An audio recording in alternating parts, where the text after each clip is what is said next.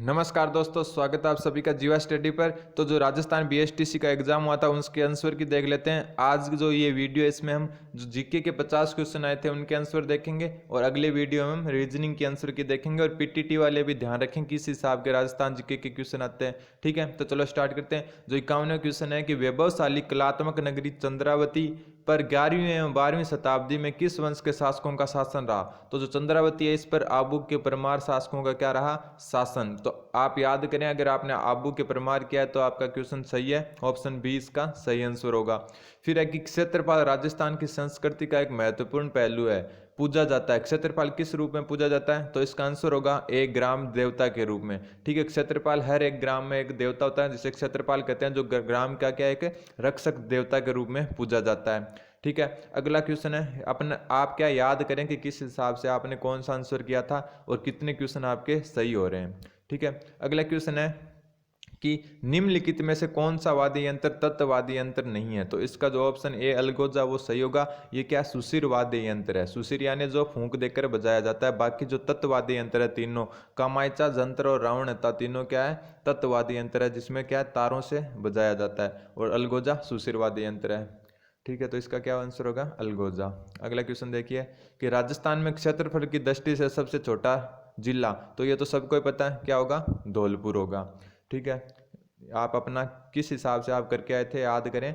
ठीक है, अगला क्वेश्चन है कि राजस्थान में विद्यालय एवं व्यापक शिक्षा योजना निर्माण क्रियान्वयन एवं मूल्यांकन के लिए सर्वोच्च शैक्षिक संगठन है। तो जो RSCERT, ठीक है, RSCERT उदयपुर है, वो क्या है, राजस्थान में जो शिक्षा योजना निर्माण क्रियान्वयन एवं मूल्यांकन के लिए सर्वोच्च शिक्षण संस्थान है। ठीक है, संगठन है। तो आप देख लें आप क्या करके आए थे। अगला क्वेश्चन है कि कोटा के किस शासक काल को कोटा स्कूल की चित्र शैली का उत्कृष्ट काल माना जाता है। तो जो महाराजा उमेद सिंह है इनके काल को क्या कोटा चित्रकला शैली का क्या माना जाता है, स्वर्ण काल माना जाता है या फिर उत्कृष्ट काल माना जाता है। ठीक है, और इसको क्या है, कोटा शिक्षक शैली को क्या, कोटा चित्रकला शैली को क्या कहते हैं, शिकार शैली भी कहते हैं। ठीक है, क्योंकि इसमें शिकार के सबसे ज्यादा चित्रण हुए, तो महाराजा उमेद सिंह इसका सही आंसर होगा। अब अगला क्वेश्चन है कि राजस्थान जयपुर के महाराजा सवाई जय सिंह ने किन स्थलों पर वेधशालाओं का निर्माण करवाया था। तो महाराजा जो जय सिंह है उन्होंने 5 स्थलों, जयपुर, वाराणसी, उज्जैन, मथुरा और दिल्ली, जिसमें सबसे बड़ी जो वेधशाला वो जयपुर की और सबसे प्राचीन है दिल्ली की। तो महाराजा सवाई जय सिंह ने जयपुर, वाराणसी, उज्जैन, मथुरा, दिल्ली में क्या करवाया था, वेधशालाओं का निर्माण करवाया था, जिन्हें हम क्या जंतर मंतर कहते हैं। ठीक है, अगला क्वेश्चन देखिए, भारतीय संसद में कुल कितने सदस्य चुने जाते हैं। तो इसका आंसर 35 क्या होगा, सही आंसर होगा, क्योंकि 25 लोकसभा प्लस 10 राज्यसभा, तो टोटल कितने हो गए संसद में, 35 सदस्य राजस्थान से चुने जाते हैं। अगला क्वेश्चन जो इजी सा क्वेश्चन है कि राजस्थान में 1857 की क्रांति का केंद्र कहाँ था। तो सबको पता है कहाँ था, नसीराबाद, बचपन से पढ़ते आ रहे हैं अपन। यहाँ पर क्या 28 मई 1857 को सबसे पहले क्या हुआ था, विद्रोह हुआ था, क्रांति हुई थी। ठीक है, अगला क्वेश्चन देखते हैं कि बंगाल की खाड़ी में गिरने वाली नदियों का सही युग्म कौन सा है। तो जो बंगाल की खाड़ी है इसमें गिरने वाली नदियां हैं वो है सही युग्म पूछा है। ठीक है, जो चंबल नदी है वो भी बंगाल की खाड़ी में गिरती है। ठीक है, माही नदी भी बंगाल की खाड़ी में गिरती है, लेकिन जो इनके साथ माही के साथ पार्वती और लूनी, जो चंबल के साथ लूनी है, ये नहीं गिरती। तो जो सही युग्म होगा वो होगा काली सिंध और गंभीरी, ये दोनों क्या है, बंगाल की खाड़ी में गिरती है। ठीक है, तो अगले क्वेश्चन देखते हैं। अगला क्वेश्चन है कि फल्गुबाई किस नृत्य से संबंधित है। तो इसका आंसर होगा चरी नृत्य। ठीक है, आप याद कर ले आप क्या क्या करके आए थे। ठीक है, कीर्ति स्तंभ में विजय स्तंभ कहाँ स्थित है। तो कीर्ति स्तंभ और विजय स्तंभ चित्तौड़गढ़ दुर्ग में स्थित है, तो इसका क्या हो जाएगा, चित्तौड़गढ़ हो जाएगा। फिर शहीद भील बालिका कालीबाई निम्न में से किस स्थान से संबद्ध है। तो जो कालीबाई है वो रास्तापाल से संबंध है। ठीक है, रास्तापाल हत्याकांड हुआ था उससे संबंधित है कौन, कालीबाई। ठीक है, अगले क्वेश्चन देखते हैं।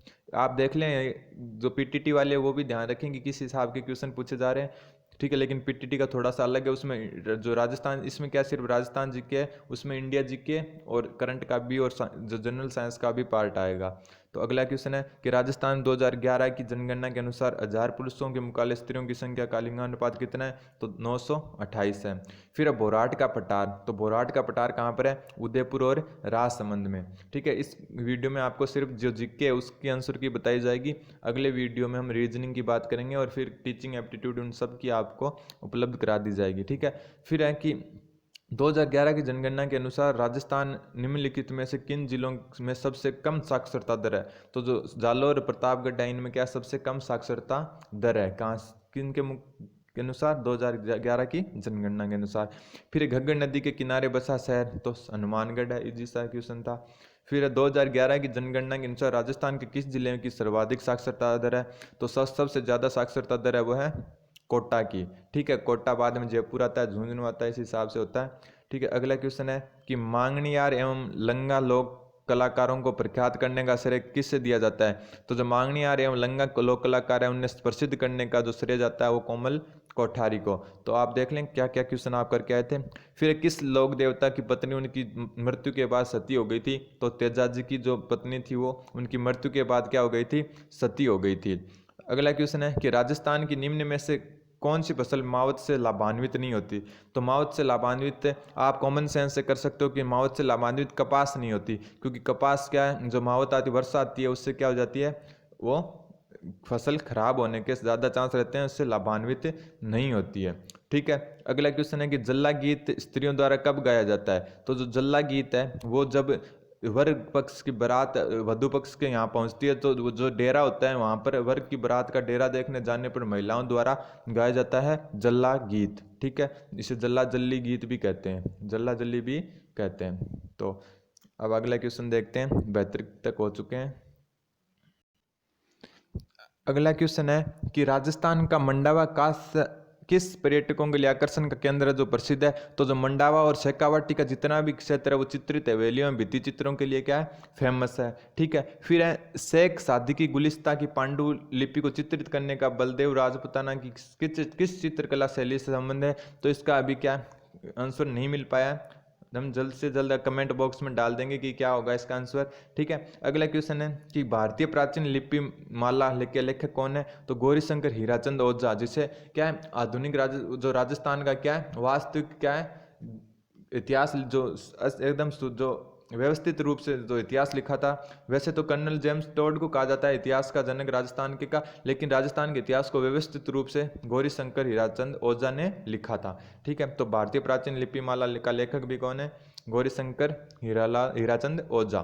फिर जामर कोटड़ा खाने किस के लिए प्रसिद्ध है, तो रॉक फास्फेट के लिए। ठीक है, उदयपुर में ये जामर कोटड़ा तो रॉक फास्फेट के लिए प्रसिद्ध है। फिर रण खार के लेखक कौन है, तो जितेंद्र कुमार सोनी है रण खार के लेखक। आप कितने आंसर आपके सही हो रहे हैं आप कमेंट बॉक्स में जरूर बताएं आप। ठीक है, कि आपके कितने क्वेश्चन क्या है सही हो रहे हैं। फिर है कि राजपुताना की अंतिम रियासत कौन सी थी जिसने ब्रिटिश ईस्ट इंडिया कंपनी की अधीनता को स्वीकार किया, तो सिरोही। सिरोही क्या है, जो अंतिम रियासत थी जो सहायक संधि करने वाली ब्रिटेन से। ठीक है, फिर निम्न में से कौन एक लोक चित्रकला का उदाहरण नहीं है, तो पथवारी लोक चित्रकला का उदाहरण नहीं है। पथवारी क्या होती है, जो पूजा टाइप से होती है, जैसे किसी की अस्थियां बहाने जाता है हरिद्वार या कहीं और, तो उससे पहले पथवारी की पूजा की जाती है। तो फड़ बनी ठनी और सांझी तो क्या है चित्रकला सेट, जो बाकी जो पथवारी है वो चित्रकला में नहीं आती है। अगला क्वेश्चन है कालीबंगा का प्रथम उत्खननकर्ता कौन था, तो अमलानंद घोष, यानी कि ए घोष क्या है इसका राइट आंसर होगा। फिर दर्रा वन्य जीव अभ्यारण्य कहाँ है, तो दर्रा वन्य जीव अभ्यारण्य है कोटा में। ठीक है भैया, इसमें है कि निम्नलिखित में से किस नृत्य के समय झांझ नामक वाद्य यंत्र का प्रयोग किया जाता है, तो ए कच्छी घोड़ी इसका राइट आंसर होगा। फिर है प्रसिद्ध अमर सागर जैन मंदिर, तो अमर सागर जैन मंदिर है वो है जैसलमेर में। ठीक है, ध्यान रखें आप, अमर सागर जैन मंदिर कहाँ पर है, जैसलमेर में। अगला क्वेश्चन है कि ग्राम पंचायतों का सचिव कौन होता है, तो ग्राम सेवक इसका सही आंसर होगा। फिर है पश्चिमी क्षेत्र सांस्कृतिक केंद्र। ठीक है, पश्चिमी क्षेत्र सांस्कृतिक केंद्र उदयपुर के सभापति कौन है, तो जो राजस्थान के राज्यपाल होंगे वही क्या होंगे इसके सभापति होंगे। फिर राजस्थान की सीमा कितने राज्यों की सीमा से मिल लगती है, तो 5 से, पंजाब हरियाणा मध्य प्रदेश उत्तर प्रदेश और गुजरात से। ठीक है, अगला क्वेश्चन है कि राजस्थान के कौन से 2 जिले जनसंख्या घनत्व 500 व्यक्ति प्रति वर्ग किलोमीटर से अधिक है, तो जयपुर और भरतपुर का क्या है, जो घनत्व है, जनसंख्या घनत्व है, वो 500 व्यक्ति प्रति वर्ग किलोमीटर से क्या है, अधिक है। फिर है महाराणा कुंभा के समय दिल्ली सल्तनत में किन राजवंशों का शासन था, तो सैयद और लोधी 2 वंश थे महाराणा कुंभा के समय। ठीक है, अगला क्वेश्चन देखते हैं कि प्रसिद्ध पर्यटक स्थल सामोद के महल, सामोद के महल है जयपुर में। ठीक है, ये भी याद रखना। आप देख लो कि कितने आपके क्वेश्चन सही हो रहे हैं। फिर है कि राजस्थान का क्षेत्रफल भारत के क्षेत्रफल से कितने प्रतिशत है, लगभग, तो लगभग 10.11% है। ठीक है, और यहाँ पर ऑप्शन में 11 आया था, वो आप कर सकते हो, 10.41% है, तो आप 11% ऑप्शन आया था। ठीक है, वो इसका राइट आंसर होगा। अगला क्वेश्चन है कि निम्नलिखित में से राजस्थान के किस जिले की अंतर्राष्ट्रीय सीमा सबसे छोटी है, तो जो सबसे छोटी अंतर्राष्ट्रीय सीमा है वो है बीकानेर की, और सबसे बड़ी है जैसलमेर की। ठीक है, तो बीकानेर क्या होगा, इसका सही आंसर होगा। फिर अगला क्वेश्चन कि राज्य के में आवास संबंधी आवश्यकताओं की पूर्ति हेतु राजस्थान आवासन मंडल की स्थापना कब की गई, तो 24 फरवरी 1970 को की गई। ये थोड़ा डिफिकल्ट क्वेश्चन था। अब लास्ट के 8 क्वेश्चन देख लेते हैं। इसमें क्या था, सुमिलित कीजिए था, तो इसमें जो ऑप्शन ए होगा वो सही आंसर होगा। ऑप्शन ए में क्या है वो देख लेते हैं। ए पहले का क्या है, डी होगा, फर्स्ट का डी, यानी कन्निदान सूरज प्रकाश ग्रंथ लिखा था। फिर है दूसरे का सी होगा, तो दौलत विजय लिखा था खुमान रासो, दौलत विजय ने क्या लिखा था, खुमान रासो लिखा था। फिर होगा बी, तो पद्मनाभ लिखा था, पद्मनाभ ने क्या लिखा था, कान्नड़ दे प्रबंध। और जो लास्ट है उसका होगा ए, तो ए किसने, जगजीवन भट्ट ने कौन सा लिखा, अजितोदय। ठीक है, इसी हिसाब से होगा। अब अगला क्वेश्चन है कि सिरोही प्रजामंडल के संस्थापक, तो सिरोही प्रजामंडल के संस्थापक थे गोकुल भाई भट्ट। फिर राजस्थान में मंत्रिपरिषद में अधिकतम संख्या कितनी हो सकती है, 30 हो सकती है, क्योंकि 15% से अधिक हम मंत्री नहीं रख सकते, और राजस्थान में 200 सीटें हैं विधानसभा में, तो 200 का 15% क्या हो गया, 30 हो गया। ठीक है, और अगला क्वेश्चन, भील जनजाति राज्य के किस भाग में मुख्यतः निवास करती है, तो भील जनजाति दक्षिण भाग में निवास करती है।